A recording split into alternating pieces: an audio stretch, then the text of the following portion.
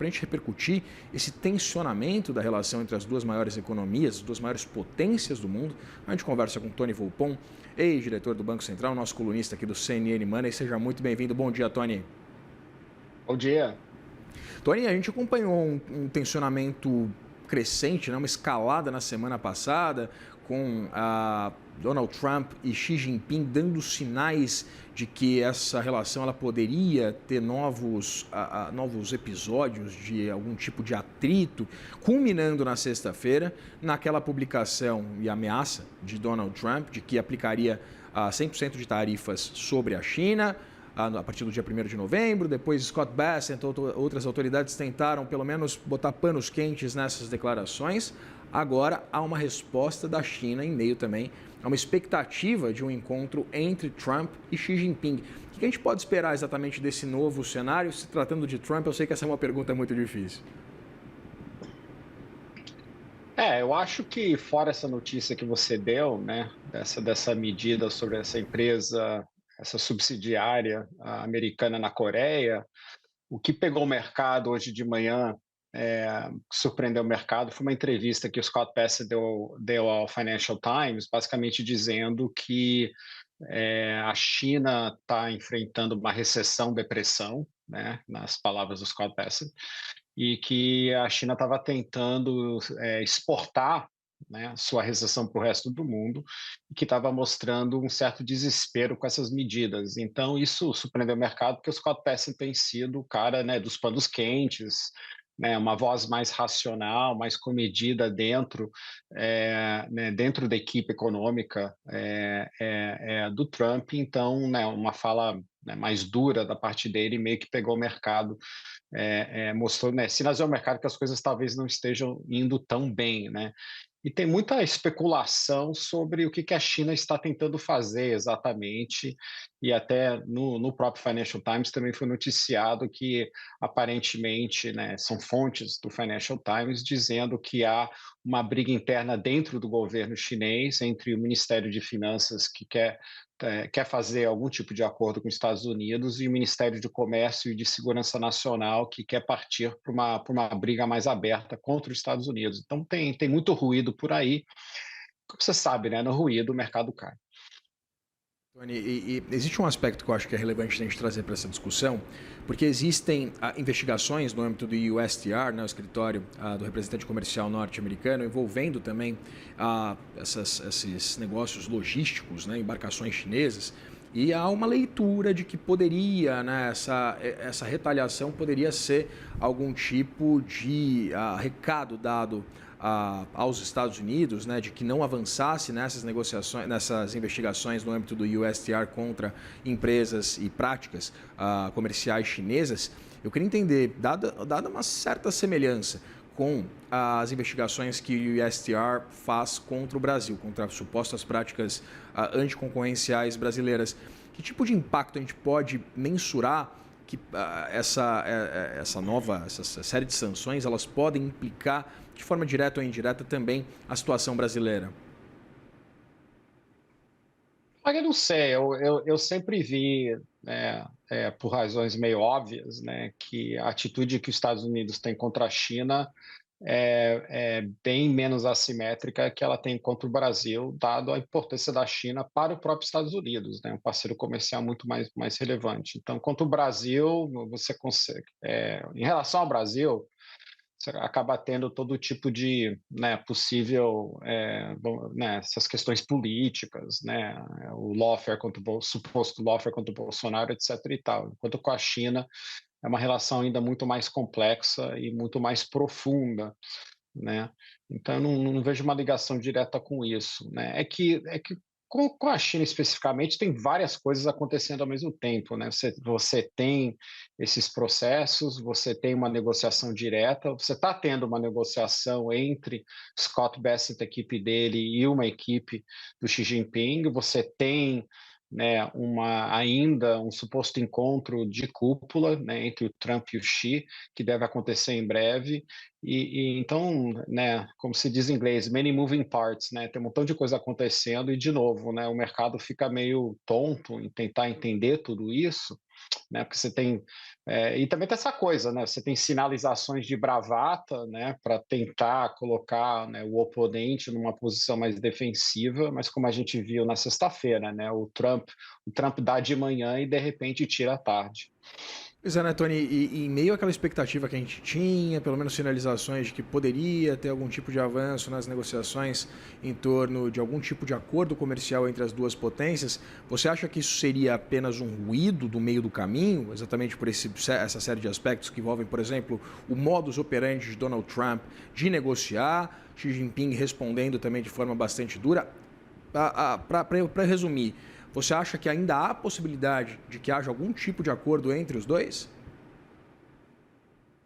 Eu acho que sim, tá? Não consigo botar uma probabilidade, dizer que deveria ser um caso, né, o base case, né, o caso básico em termos de uma expectativa, mas tudo que eu tenho lido, pelo menos, né, ainda indica que há uma intenção de ter essa reunião de cúpula, né? Então, eu acho que uma maneira de ler todas as notícias seria, tudo pré-posicionamento, né, numa postura negocial onde você entra, né, com uma postura muito dura, pedindo o mundo, pedindo tudo, para poder, né, estabelecer um ponto de partida da negociação que é mais favorável ao seu lado, e aí você chega na negociação de fato e você cede e tenta achar alguma coisa no meio. Então, a gente pode ver toda. Porque os chineses também bateram muito forte nos Estados Unidos, tá? A gente tem que lembrar do que aconteceu na sexta-feira, um anúncio que o Trump fez, foi em reação a uma surpreendente medida chinesa que basicamente ia colocar um embargo das exportações dos metais raros, né, para o mundo inteiro, um controle muito severo, né? Isso pegou os americanos de surpresa também. Então, os americanos estavam esperando ir para uma reunião de cúpula, já estava sendo articulada essa reunião, né, para realmente dar continuidade ao que era um bom momento, né, um suposto bom momento entre China e Estados Unidos. Aí os chineses vieram e jogaram uma granada em cima disso, e aí os americanos estão reagindo, agora os chineses estão reagindo, você está esse tit for tat, né, uma reação levando a outra, mas eu acho que a gente tem que lembrar que quem começou essa última rodada não foi o Trump, foi o governo chinês, de novo, tem uma certa polêmica, o questionamento de onde isso está vindo, né, até oficiais americanos, né, ou fontes americanas disseram que talvez o Xi Jinping nem sabia dessa medida. Não sei se isso é verdade ou não, né, mas né, mostra o grau de confusão em que a gente está nesse momento. Tony, pensando nos impactos de mercado, a gente tem visto o petróleo Brent caindo agora 2%, patamar de $62 o barril. Temos o WTI caindo também muito próximo de 2%, agora abaixo dos $60, patamar de $60 o barril. Eu queria entender exatamente essas perspectivas, se a gente tiver uma nova escalada, uma aplicação de tarifas mútuas e proibitivas. Qual deve ser o impacto exatamente para o nível de atividade global que a gente vem discutindo, né, desde o início dessa novela, desde abril, com aquela publicação das tarifas chamadas de recíprocas por parte do governo norte-americano? A gente tem essa preocupação com o nível de atividade. O que a gente pode esperar, né, pensando evidentemente no curto prazo e em cenários, né, caso se essa novela se estenda, caso haja algum tipo de acordo? Eu acho que a China está com problema de crescimento, óbvio, tá? Não acho que ela está em depressão, como diz o Scott Bessent, mas ela ainda não achou uma maneira sustentável de colocar, vamos dizer, de criar uma fonte sustentável de demanda interna depois da implosão da sua bolha imobiliária. Tá? Então, houve a implosão da bolha imobiliária, que respondia entre 15% a 20% do PIB, que é um número enorme, né? E a China está no momento de tentar reconfigurar a sua demanda interna, né? Num momento também onde você tem fortíssima, né, uma questão demográfica, né? Uma queda da força de trabalho, e estão realmente tentando sair pela via das exportações e também de investimentos em tecnologias de ponta, inteligência artificial, renováveis, né? Carros elétricos, etc. e tal. Mas é um modelo muito instável, porque depende muito da demanda externa. Então, toda a pressão que os Estados Unidos coloca nessa frente deixa os chineses mais vulneráveis. Tá? Esse é o ponto vulnerável da China. O dos Estados Unidos é um pouco simétrico. Você hoje tem na economia americana uma economia que está enfraquecendo, com exceção de um setor que está respondendo mais a mais pelo crescimento econômico, que é exatamente os investimentos relacionados à inteligência artificial, né? Então, boa parte do PIB, boa parte dos investimentos estão respondendo a essa temática, mas é uma temática muito ligada a oscilações da bolsa, né? Então, muitas pessoas questionam também a sustentação desse crescimento baseado num setor só ou num tema só, né? E o Fed meio que, né, lentamente cortando os juros, porque você ainda tem um resquício de pressão inflacionária vindo da política tarifária, porque apesar de todos os recursos do Donald Trump, a tarifa média das importações americanas, que estava em 1, 2% antes do Trump, hoje está em 13%, 14%, subiu. Tem tarifas ainda grandes contra a China, elas podem aumentar ainda mais, né? Mas não é que a questão tarifária, né, foi solucionada, né? Os Estados Unidos hoje vive sobre um regime tarifário inédito, né? Você tem que voltar para um período antes da Primeira Guerra Mundial para achar um período histórico igual.